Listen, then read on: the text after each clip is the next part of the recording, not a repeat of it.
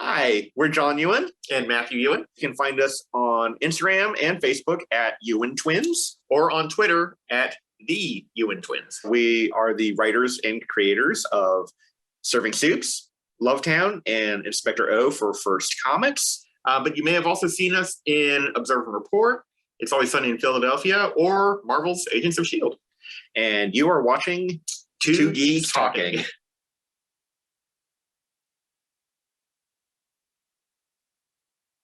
Good morning, afternoon, evening, everyone. Two Geeks Talking is an entertainment industry interview show where we interview the creative people for the comic, film, TV, movie, and video game industries. And of course, I'm your host, Kurt Sasso. We are joined today by not one, but two very amazing, talented, creative people that are both actors and comic creators as well. You're going to have a hard time differentiating. They are twins, and they're the ever-talented Yuan Twins from John and Matt Yuan. Doing great. How are you? But thank you both for coming on the show. I greatly appreciate it.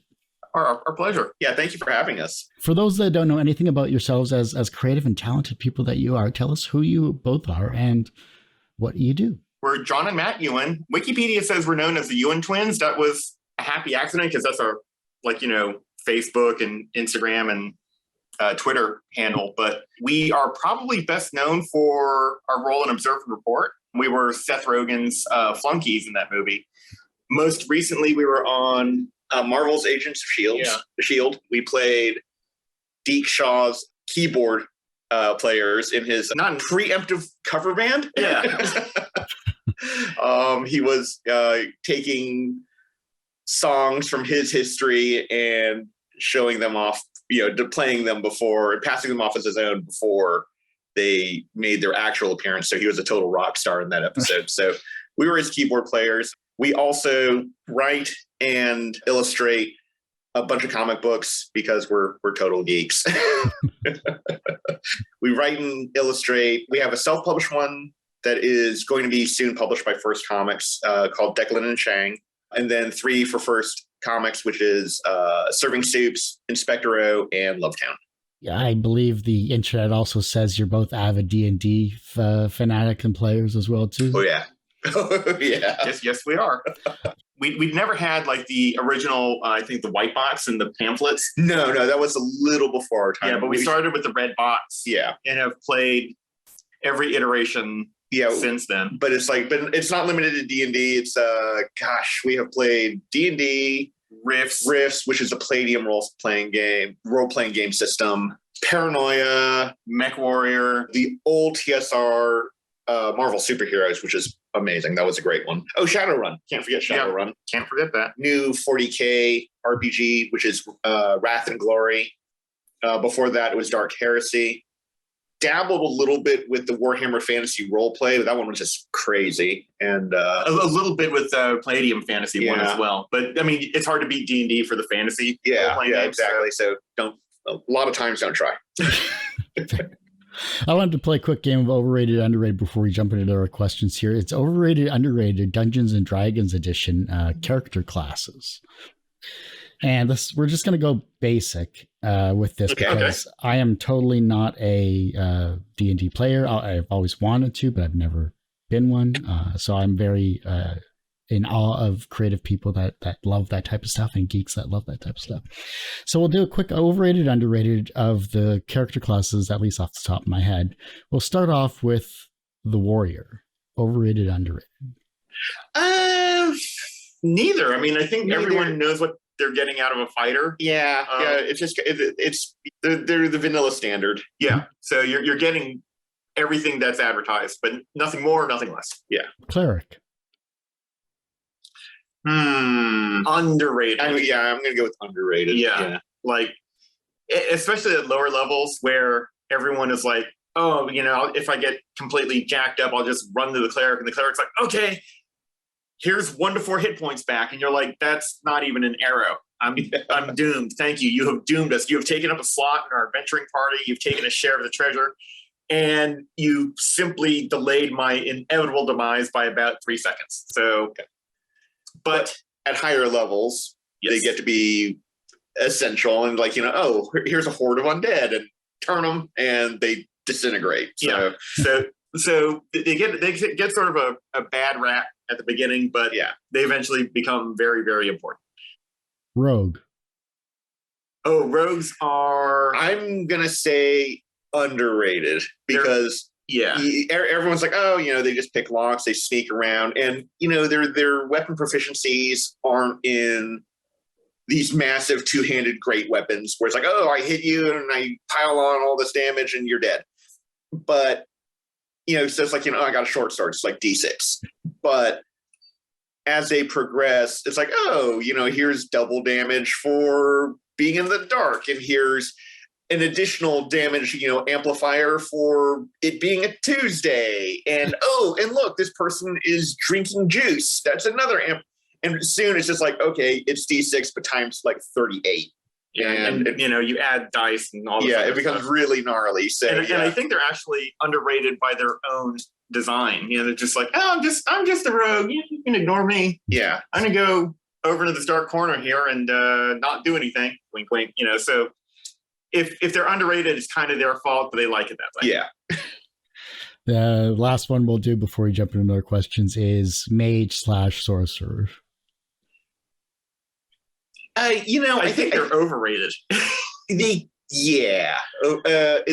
kind of overrated because everyone thinks like this sort of Gandalfian powerhouse, but if you play the game the way that the rules are like stated, they've got all of these different gestures and they've got to say certain things, and if they get interrupted, the spell and material components. It's like, oh yeah, I need a pound of giant brains. And it's no one ever pays attention to material components, and that's fine because that's it's really dumb. They would be a walking pharmacy, and their shit would take up an entire wagon. So yeah, so they're a little overrated. Yeah, but only if your dungeon master is playing by the strict rules of material, verbal, and somatic components. So. All right. Well, thanks for playing. I greatly appreciate that. I was always curious about other people's perspectives of those classes. So there we go. And I've learned something new. So it works out very well. When did the acting bug, I should say, bite both of you? The acting bug bit us by accident, honestly. Yeah. If you know us really well and you have access to all of our stuff, there's going to be a period of about 12 years where there's no pictures of us because we were incredibly camera shy. We hated having videos or film or whatever taken of us. It was not our thing. As luck would have it, we came out to LA to write. We were working at a post-production house for reality TV. And one of the things that not a lot of people know about us is that we're pretty good target shooters. And we brought a silhouette back to the office. It was a joke. We put a whole bunch of holes in the face and then a whole bunch of holes in the groin just to, these are the worst places to get shot. It looks funny, right? Yeah. And one of our coworkers took it out of our office and he taped it up to our door. And he wrote, who wants to fight the Yuans on it? Well, at the time, our boss was Jody Hill, director of Observe and Report. And he takes one look at it and he says, I'll fight y'all. Yeah. And he at least a third degree black belt in Taekwondo. And so there's no damn way we're fighting him. Guns or no, he's going to whoop our asses bad. So, and we're not one of these weird types who claims to be, we're master marksmen and we'll shoot you. It's like, no. The thought of doing anything other than shooting maybe a roach kind of fills us with dread. We don't want to kill anybody or hurt anybody. So we just like shooting targets. It's going to sound weird, but it's kind of oddly zen and relaxing. So we're like, no, it's not going to happen. You would kick our asses. But he thought we were funny. Yeah, that little incident sort of put, I guess, the germ of the idea in his head that we would be really funny, I guess, gun crazed security guards. Years later, we get a call from him and he said, hey guys, I know you don't like to do this stuff, but you're going to want to do this. And we said, and our previous film experience had been, we wrote a micro budget movie that got made, but other than that, it's mainly we were production assistants. I think we did craft services on one shoot and we were fucking awful at it. Yeah. And then Matt was a boom operator on that same shoot. And I was so bad on that if you look up the reviews of that movie on IMDb, people will say, I think my DVD is screwed up because the sound is fucking awful. And I'm like, don't blame the DVD, guys. That's on me. Yeah. So we were like, hey man, yeah, we'll be PAs. And Jody was like, no, it's a little bit bigger than that. And so we're like, well, dude, I mean, we'll be, we'll work boom and we'll work someone, or craft services, but you really don't want us for it. We're fucking terrible at it. And he was like, okay, yeah, I'm just gonna stop. Yeah, no, I wrote roles for you two. And we're like, we're not actors. He's like, well, you are now. After that movie, our managers they weren't our managers then. But the assistant to the producer on set introduced us to our future managers at the time. And they were like, you guys don't have any management? We can fix that. And we're like, that's great. Yeah. And rest is history. That's awesome. I love it.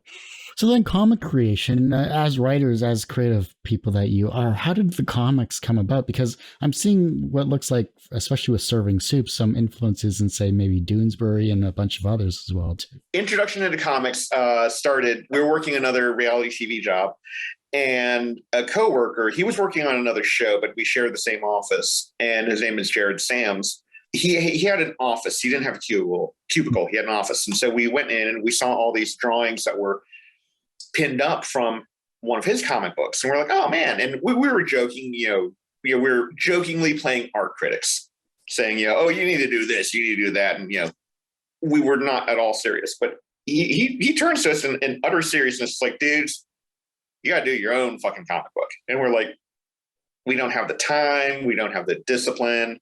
And he's like, that's bullshit. Because I see you have all these doodles on your cubicles. Like you throw your doodles up everywhere. This office is covered in the entire floor. There's a picture of yours somewhere, y'all, stapled or taped up somewhere. That's bullshit. So he told us that he's like, look, because I want to write comic books, but I couldn't afford an artist. And so the guy, Jared, taught himself how to draw. He's like, so I taught myself how to draw. You guys have no excuse. And we kind of sat there like, yeah, not wrong. You're not wrong. We kind of took that as a challenge. So we based our first comic book, Declan and Chang, off of our RPG adventures with a bunch of our friends, and modified the setting a little bit, obviously, because we didn't want to use the original RPG setting. Modified it a bit. We had to change the characters' names up a little just because we're like, we don't want anyone confusing our characters with real life characters. And also because there are two characters, Elvis Chang and Billy D. Declan. And Billy D's name was originally something else. And I totally forgot what it was, but it didn't sound as euphonious. So we changed it. But other than that, that's what we based our original comic on. That's how we got into comics. That's awesome. I love it. So then what is both of your creative kryptonites? I would say that working with other people becomes a really big problem, because even down to the point of working with someone like a letterer, right? The script should be done by the time the art is finished, but that's not always the case with us. Maybe we drew someone's facial expression that evokes different wording in their dialogue, or something happened and we're like, well, we don't like that sound effect, whatever. From soup to nuts, our comic books are created by us because we're very hard to work with. And I'm trying to be as polite as possible because they like me. We're willing to take suggestions, but our standard for them is very, very high because all of these things are very personal to us. Yeah. And so if it's not just an absolutely stellar suggestion, which we have had before, but if it's not, then we just sort of write the person off as a complete moron, and we'll have nothing, no matter what else they say. We won't listen to them. We're pretty badly judgmental that way. I would have to say on my end, it's any lack of creative art and artistic honesty.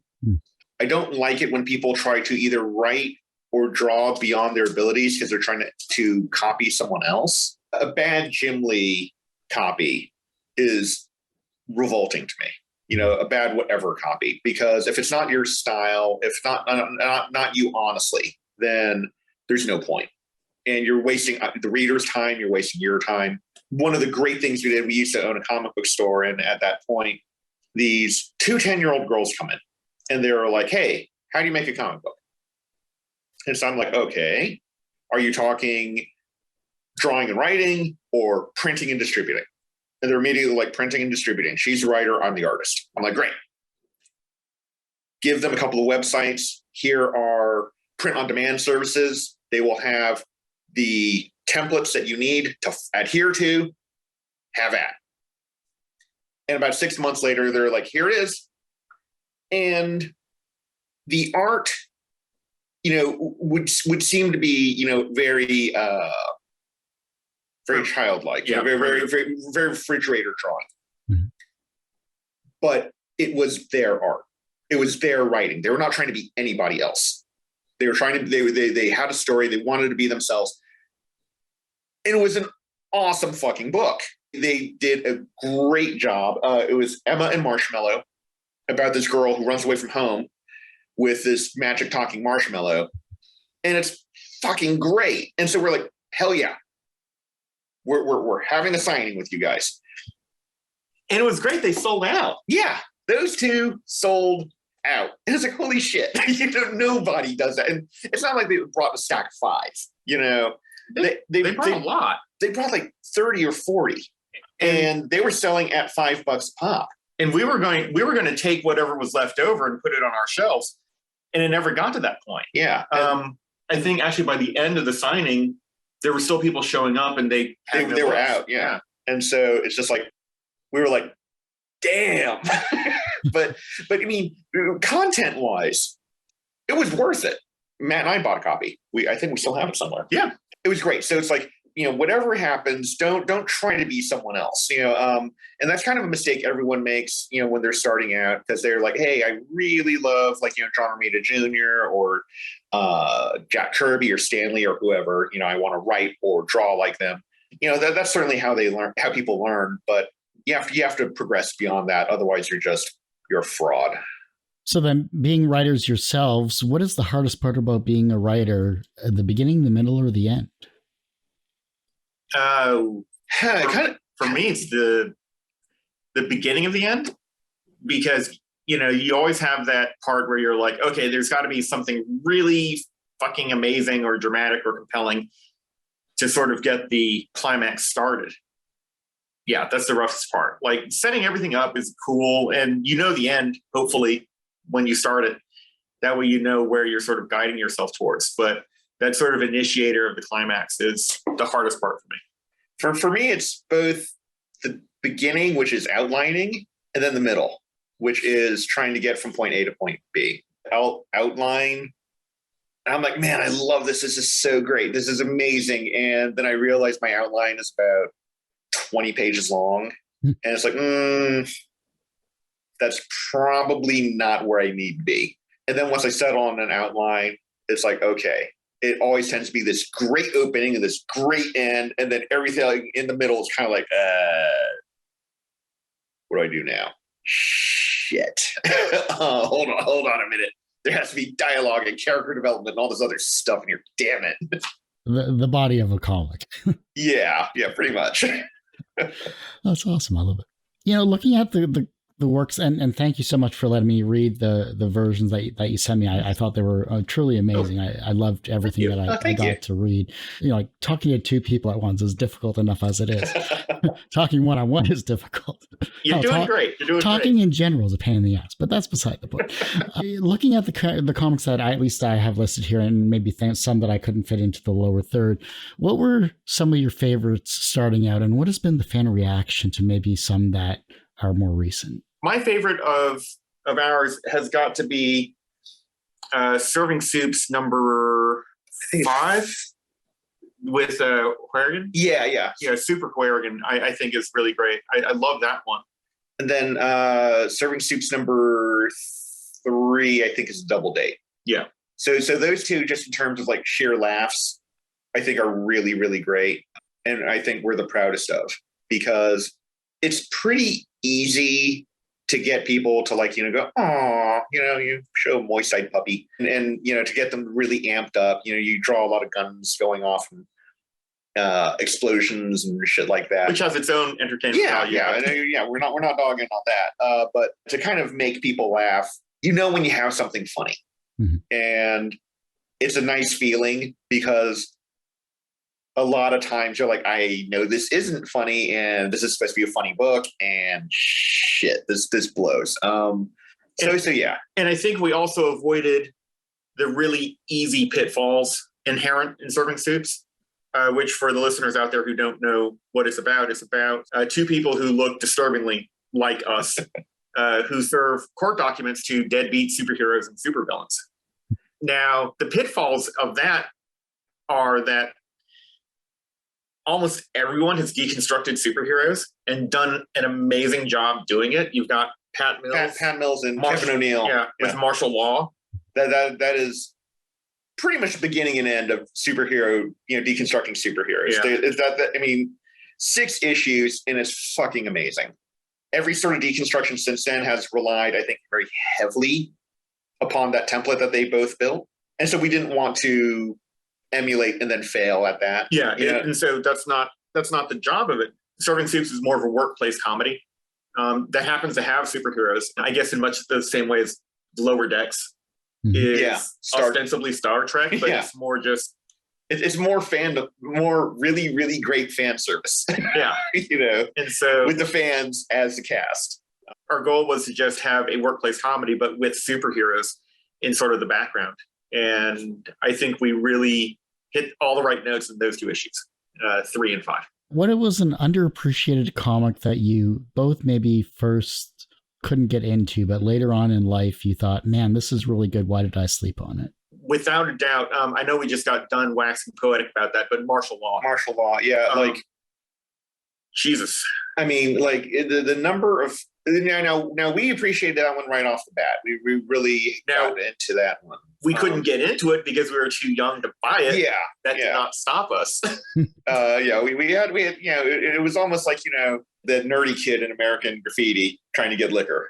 Toad. Yeah. Toad. And then the gunman, he's like, here, kid, and throws him a, bottle of scotch. It's Old like Harper. Yeah. We were, we would get friends who were old enough to buy us martial law. When we had all 6 issues, we're like, oh my God, this is amazing. I want to say, no, in terms of underrated, maybe ones that, because we tend to be very enthusiastic in everything we get into. Mm-hmm. But we love Tom DeFalco's run on Thor and then Thunderstrike. That is underrated. Tom DeFalco and Ron Friends, it's like Thunderstrike especially was such a great series. Like there's, because Eric Masterson replaces Thor for a while and then he gets his own magic hammer, some magic mace.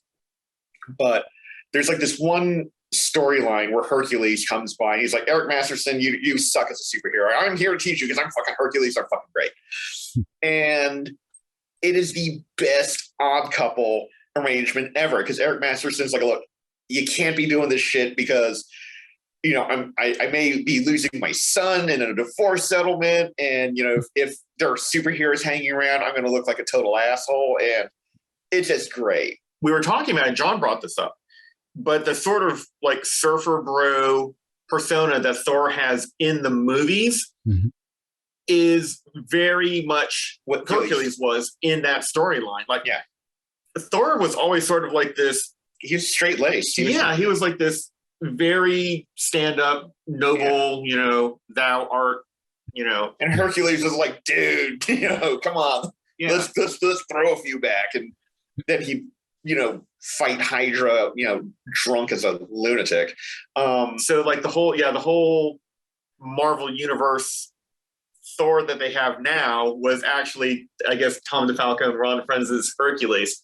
Well, even back in the day, Hercules was always just kind of this blowhard. So, but he was especially broy in the Thunderstrike era. So that's another one. Then gotta say that Evan Dorkin, anything he does, you got to figure that Hectic Planet, formerly Pirate Corps, is pretty much the storyline for Futurama. This kind of slacker kid is part of a interplanetary shipping / smuggling service. Hectic Planet was just fucking brilliant. And decades before. Yeah, I think it came out like in the 90s. And not that we're slagging Futurama. No, because Futurama's it's good. Very funny. It's good, but the humor in Hectic Planet was so much smarter. It was a very smart, dramatic, beautifully drawn series. Yeah, I mean, like there's one entire episode where it's Halby and Blue are two of the characters. Halby's kind of the slacker, but they get lost in a supermarket. And you think, okay, it's going to be, how can you spend 24, 28 pages lost in a supermarket and have it be compelling and funny and dramatic? And it's all of those. It's just fucking great. Then to round out our list, honestly, anything Steve Purcell does, his Gumby comics were amazing. Especially his Winter Fun special, where Gumby and Pokey rescue Santa Claus from hell. Yeah. And it's fucking great with the help of the little mole girl. Yeah, the littlest mole girl. What was an early experience where you both learned that language had power? Oh, God. That would definitely had to have been our brother. Yeah. He sadly passed away 10 years ago. But when we were growing up, he, most older brothers, it's like, hey, run, I'm going to stick you in a bucket and kick you down a hill. And he never did that. He was like 90% of the time a really great older brother. He was not, bullying or, belittling or domineering in any way. But that 10% of the time he couldn't help but really kind of like, let us be mischievous. Yeah. And so for example, when because we would hang out with him constantly, just tag along, and he loved going to the bookstore. And of course, when you're like 8 or 9, you get bored really easily. And so we would be like in the bookstore and like, okay, we've already read all the comic books that we can, and let's go. And instead of saying, quit being little bitches, or hey, I brought you here, what the fuck, or whatever, he never really lost his temper like that. He would get this look in his eye, and then he'd sit there and say, why do you hate literacy? And we kind of knew what literacy meant, and we knew it was kind of a good thing, but we didn't hate it. And but it was like this weird little construct that he would just like throw at us. Why do you hate literacy? And we're like, we don't. But I'm bored, so I do. No, wait. Oh shit. And so yeah, it did like cause this weird little logic loop in our heads. So we're like, wait a minute, he's fucking with us. I would say would be our earliest moment where we realized that words were pretty powerful things. Looking at what you created so far and what you plan to create in the future that maybe you aren't talking about just yet, what are some of the themes that have spoken to you both as writers and creative people? Largely, I would say, and I'm not trying to be funny here, self-entertainment, that we tell stories that we would like to see told. Our publisher, Ken F. Levin, is always telling us that none of our stuff is like anything we've done previously, which is true because we're not very disciplined. And so we tend to ping pong around from theme to theme. Like, we'll like Lovetown, kind of the subtext is there's a little bit of social justice there. You have these, vampires and ghouls, werewolves. They're not, they're definitely more than human, but they're an underclass because they're viewed with a very jaundiced eye. And so it's like, is that race relations? Is that the AIDS epidemic? What is it? That's kind of up to the reader. Serving Supes, like Matt said, it's just a pure workplace comedy. There's nothing beyond it other than like maybe hope springs eternal, even in the dumbest of people, which those characters definitely are. And Inspector O just kind of arose because when we were kids, we would watch all those Hong Kong action movies, and that stuff sort of stuck with us. As we got older, we would see other comic books, and it would be about like Jimmy, Chinese samurai, and you're like, geez, come on, man. I know that geographically they're somewhat close, and there are some there's similarities and all of this stuff. But get your shit straight. please just don't do this. And and then on the other opposite extreme, you had people who took it so seriously that it sucked all the joy out of it. And you're like, I appreciate that you're trying to get things accurate, but let's not get carried away. Let's not forget the artistry and the soul behind it. Yeah. And so Inspector O was meant to be sort of like that happy medium where, yes, they're Chinese. Yes, I know that at one point they're using chopsticks, which don't happen technically until about 200 years after the story takes place. But they also reference Clarence Clearwater revival. So shut up. Generally, like I would say, John's summation is correct. Whatever entertains us.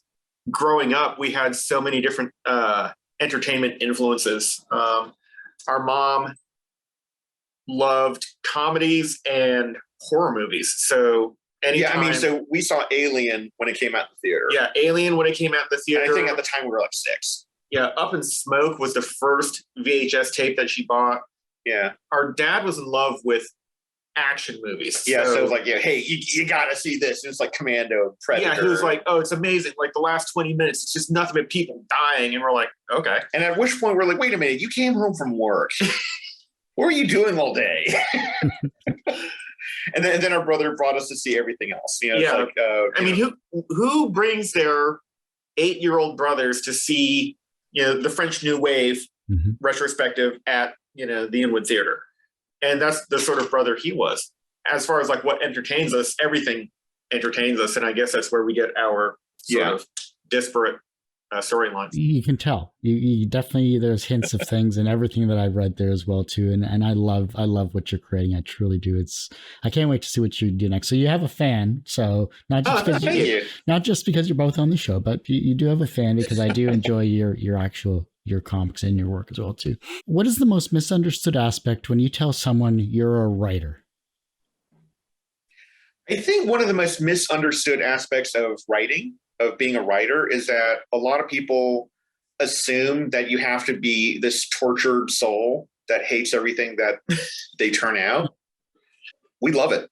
It's not, I'm not saying it's not difficult. It is. It can be incredibly difficult at times. It is work, yeah. You have these people who, and there are countless, like comic strips and memes about how, oh my God, how I've suffered. This is so terrible. It's like ripping at my soul. It's like, look, maybe if it's that friggin' difficult for you, maybe you're just not good at it. Or if you need therapy, find something else to do. Jesus. Yeah. Writing should be an expression, whether the story is dramatic or, tragic or comedic or whatever, it should be an expression of your joy at creation. It's almost like people who have kids and then they're like, well, I didn't want children. It's like, well, then why did you do it? You should be, if you have kids and you should want them, you should love them and stuff like that. It's like, same with writing, it's difficult. We had a really, really hilarious exchange on social media with someone, and they're talking about how writing even a page is like, tearing their fingernails out. And we were just like, look, it shouldn't be that way. You should take joy in it and, just have fun creating stuff. And they immediately shot back, it's obvious you've never created a single thing in your life. And we're like, okay, sure, whatever gets you through the day. Because it was so tempting to have a "do you know who I am" moment, but there's never a time where you can say "do you know who I am" and not be the dick. Yeah, it's just like that's the total asshole thing to say. But at that point, you kind of want to be the asshole. But that I think is the biggest myth, is that people think that to be a writer you have to be like this, or to be an artist of any stripe you have to be like this Vincent van Gogh, where every other day you're chopping your own ear off. And that's really not the case. I mean, Vincent van Gogh is just mentally ill. I don't think he did it because he hated his artwork, or he might have, but dudes hearing voices and stuff, that's not good. The other is the biggest misconception that people have when they hear that we're writers is the notion that we need ideas. We appreciate it, but no, I shouldn't write a story about that dream that you had, because I go to sleep every night and I have dreams of my own, and we're good. Thank you. Yeah. I mean, and seriously, it's like, if you're offering ideas to other writers, do it yourself. It's not a challenge. It's not, us being, hey, leave me alone, peasant. It's not that at all. the means of production have gotten to be incredibly common. And so it's like, it costs nothing to write. You've got self-publishing everywhere. Yes. Amazon does that thing where they'll print your book on demand. And Yeah. At the very, very least, everyone has paper and pen. There's nothing stopping you from creating. And, maybe some people don't have a talent for it, but it doesn't hurt to try. you never know until you try. Yeah. At what point are we good enough? The answer to that is when you think you are. Don't create for other people. I guess that's a quick way to get to that point where you hate yourself for your art. Don't chase other people's opinions because you'll wind up being a horrifying little bottom feeder. Do it for yourself. Everyone's born with a BS detector. Use it on yourself. But don't be too hard. And when you realize that you're good enough, then that's great. I don't think very many people get to that point where they're like, I'm good enough at what I'm doing. But yeah, they're either delusional in excess of their abilities or too self-deprecating, and they let it hold them back. Yeah. So you're good enough when you say you're good enough. What is the second wisest piece of advice someone has ever said to you both that has stuck with you in your career? I would say it was William Goldman. Yeah. We called him up. Because we worked at the Austin Film Festival, we had access to his information. He was a great guy. And we talked to him a couple times on the phone, but once we had left the film festival, we gave him a call. We were like, hey, we have a screenplay. Would you mind reading it, giving us some pointers? The succinct version of his advice was keep on trucking. He did say that. He was like, just keep on trucking. But the long version was, he was like, look, I can't, legal reasons. Everyone says I won't sue you until there's $1 million on the table. And then the lawsuits come out. But he was like, just keep writing. Everything you write in your first, he's like, your first 2, 3, 4, even 5 screenplays are going to be garbage. But you don't get better if you don't keep on doing it. It's no guarantee you'll get better, but you can't, if you don't. Yeah. So Matt Wagner had some very similar advice. He said the first 100, 120 pages, depending on how good or how bad you are going to be crap. Yeah. But after that, you're going to get to be really good. Yeah, you're going to get your workflow down. You're going to figure out how anatomy works, perspective, and all this other stuff. So when you've got Matt Wagner and William Goldman telling you essentially the same thing, it's probably pretty good advice. Yeah, just keep on trucking. Everyone has one person that inspired them on their path. Who was that for you? Like creative professional, I would say, honestly, Evan Dorkin. Like in terms of comic books, Evan Dorkin, because when we first read Hectic Planet, it's called it's called Pirate Corps back then. It was the first time we realized that comic books could be something other than people in tights. That could tell a story, that could tell it compellingly and convincingly. Martial law was great, but it was still superheroes. And then, of course, all the Marvel and DC comics that we had read beforehand were great, but they were essentially just people in tights. But Evan Dorkin with Hectic Planet and even Milk and Cheese, so it's just like, oh my God, this stuff can be so much more than superhero stupidity. Yeah, than what we've been exposed to thus far. As far as movies and acting and stuff, definitely Jody Hill. He really busted his ass to get his first movie made, Foot Fist Way. Yeah. You're talking about a guy who came to Hollywood looking for opportunities and then just wound up making his own. So and now he's got a deal with HBO. He's got several TV series under his belt, several movies. Yeah. He's just an amazing guy, but he never lost that grounded, down to earth personality that he's always had. He's we still talk to him once in a while, and he's still Jody. He's a really great guy. So yeah. From a professional perspective, you have both written for TV and films. You've acted as well too. You have also created some amazing comics, and I'm sure you're going to create many more in the future. So professionally, you're successful in that regard. Do you consider yourselves personally successful? Personally, are we personally successful? I would say we're happy.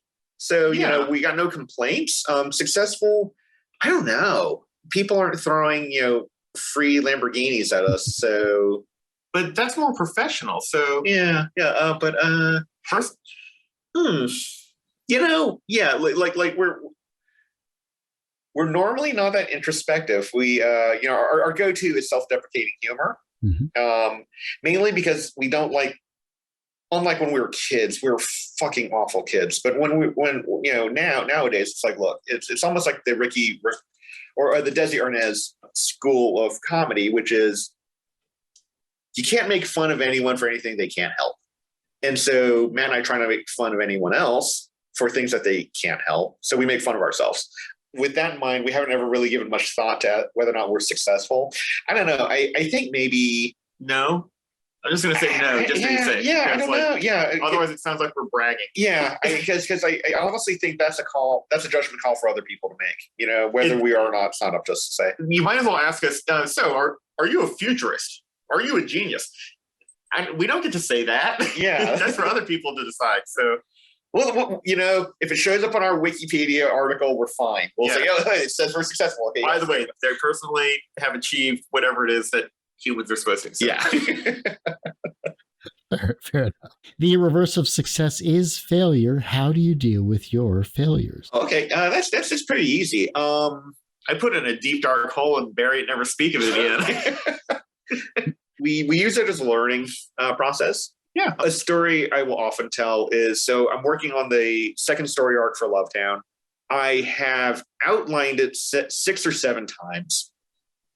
I have started on a script for various issues about 5 times. I've written an aggregate of probably about 9 issues for that. It's only supposed to be a 4-issue story arc, 4 or 5, and have drawn at least 7 pages for it that will never be used because the story has changed. Those could all definitely be considered failures. But that having been said, it's like, I learned what pitfalls to avoid. I learned that, a lot of this art, this is where I'm rushing. This is where I paid too much attention. My composition's terrible. And so hopefully, knock on wood, I won't repeat that mistake. So, failures are just an opportunity to learn. I think that's where we've sort of taken the writer aspect of ourselves and put it into the rest of our lives. If you fail at something, that's what second drafts are for. Yeah. So it doesn't really matter. Like, unless it's something, existential, like I failed at opening my parachute. There's nothing out there that's so horrible you can't recover from it and just do it over. I mean, there's a few things, but like I said, those are existential and you learn to deal. The younger generation is looking at your works and they're becoming inspired to be creative in their own way, whether it's as a comic writer or a writer for TV or film, or maybe even as an actor. Who knows what they would like to be creative in? How can they inspire the generation that follows them? Don't be assholes. Like the number of people who have crawled so far up their own asses that they turn every conversation into a puff piece about their own existence is just tiresome. If someone asks you for advice, always predicate it with, this is what worked for me. Because people will ask us, how do you become actors? We're like, we have no friggin' idea. This is how we did it. And then we offer the best advice we can. There are a few creators. We've been fortunate not to meet too many of them, but there are some out there that will just sit there and talk endlessly about themselves when you sat there and said, hey, how's the weather? As far as like being nice people, John Boy Myers is an incredibly nice guy. Yeah. You go up, you talk to him, you ask him, so how did you do this? And, he will tell you, this is, the software I use, the hardware I use. This is, how I did it. He's not holding on to any state secrets, so to speak. Yeah. Anna Faris is a super, super nice person. We were at the premiere to Observe and Report at South by Southwest. We get onto stage. Now the two of us are on stage with Danny McBride, Ray Liotta, Seth Rogan. no one gives a shit about who these two And honestly, are. They shouldn't have. They should not give a shit about who we were. Right. Like, who cares? Like, this is our very first movie. Like, no one knows us. And, you know, we fully expected to go out there, wave, goodbye. Yeah. But the audience is asking questions, and Anna Faris stops and says, wait, before anyone else says anything else, you know, I just want the audience to know that these two here have the most extensive zombie survival plan I have ever heard. You got to ask them about it. And she didn't need to do that. Yeah. But she did. And she's, I mean, like, we owe a lot of people a kidney, but she's one of them. Yeah. You know, I mean, she sat there and like deliberately took the attention away from herself and put it on us. Yeah. You know, and I mean, so all of those like stories that you see of like Anna Faris being super cool, they're all true. Yeah. Yeah. And in fact, they probably play it down a little bit so that, you know, people will believe it. Yeah. But yeah, so just generally just be a nice person and be helpful. I know we're probably running a little low on time, but we got to tell this story. Oh, please. We were on set with Henry Winkler, who, contrary to popular myth being that he's a really nice guy, contrary to that, no, he's super, super nice. He's a really, really fucking great guy. But we're having lunch on set, and he's like asking questions of everybody about like, who are you? Where do you come from? So forth and so on. And it gets to us, and we tell this joke because, once again, self-deprecating humor. Mm-hmm. We're like, well, let's see. We're actually pretty bad at math. Matt is a really good driver, and we only speak one language, which is English, and it's not very good at that. So we're pretty shitty Asians. And the table laughs. It's a funny joke. Except Henry Winkler, he just goes, "Oh no! You're great Asians. You're great guys." He was very genuinely hurt. Yeah, he was distressed that we were like, yeah. We're like, we didn't mean to like upset you, but great. So great guy. But once again, just be nice, and because if you're nice and you're famous, that sort of reinforces the whole notion that good things happen to good people, and that is the most inspirational thing we can think of. Yeah. If you could create a comic book and or a film / TV series, what would the title of your comic book or film be, and what would be the soundtrack? Ooh, okay, soundtrack. Okay. Now, we will have to admit, titles are our weak spot. They're our Achilles heel. When you said, what's your kryptonite, I should have answered titles. Yeah. So let's see. Titles, we'll just call it John and Matt, the most successful, beloved figures in history, a true story. Soundtrack, Lester Bangs would kill us for this, but it would have to have some pretenders on it. Yeah. Michael Penn, he's great. Roy Orbison. Roy Orbison is fucking amazing. We only are leaving out Nick Cave because the Zero Effect already made such great use of that. Yeah. You can't really top that. Mavericks. Mavericks, Raul Mallow. God, the guy could fucking sing a phone book and we would listen to that. Chris Isaac. Yeah. Jesus Christ. Katie Lang, only motherfucker we know out there who is live in concert, doesn't need a fucking microphone. Like, she was belting out those notes, microphones out beyond her arm's reach, and everyone in the back row can still hear her. Yeah, it's not like she's holding it like this, where like she's holding it out like that. Like here, she's holding it away from herself, like a Harry Potter one. Yeah, maybe some early Elvis Costello. He's really good. Yeah, that stuff. Once again, he'd probably fucking murder me because he's like, no, it's all good. Early Tom Waits, Magnetic Fields, and I know that this is an egotistical move because it's already been used perfectly, but we would have to grab stuff from Fire Incorporated because damn, Streets of Fire is awesome. Yes, yeah. Streets of Fire is like one of the perfect soundtracks. So we're just going to throw it out there. Nice. Well, John and Matt, I do hate to say this, but that ends this particular episode of Two Geeks Talking. I want to thank you both for coming on the show. No, thank you. Thanks for having us. I mean, you could have very easily have said, "Hey, you two, you're awful people. You're narcissistic shitheads. Fuck off." But you didn't, and we appreciate that. Well, I wouldn't be doing this for 14 years if I said that, or else I'd have no guess. Before I let you both go, where can we find you, and how can we support you both online and on the internet? You can find us on Instagram. I believe our handle is at Yuan Twins. Yeah. Facebook is at Yuan Twins. Twitter is at the Yuan Yuan Twins. I don't know why we made that change. But. And then typically, if there are any conventions around Southern California area, we go to Phoenix Fan Fusion every year, but we're usually at San Diego Comic-Con, Comic-Con Revolution Ontario, and Level Up, and Amazing Las Vegas Comic-Con, both in Las Vegas. And you can find us anywhere that First Comics is found. Yeah. As their newly appointed deputy publishers, we are easily reached through any of our social media or First Comics official website, which will be launching soon. I just wanted to know if I could throw that in the show notes or whatever. Oh, no, yeah, no, we wish. There is a Shopify site, but there's no real communication through that. But First Comics does have a Facebook page. Well, like I said, thank you both so much for coming on the show. Greatly appreciate it. You can, of course, find this interview and 1,000+ others on our website, tgtmedia.com or 2geekstalking.com. And, of course, on our YouTube channel, which is a lot more updated than our website because I'm only one person, which is youtube.com/TGTmedia. And as I say every week, everyone has a story to tell. It's up to me to help bring that out. Thanks for listening and watching on 2 Geeks Talking.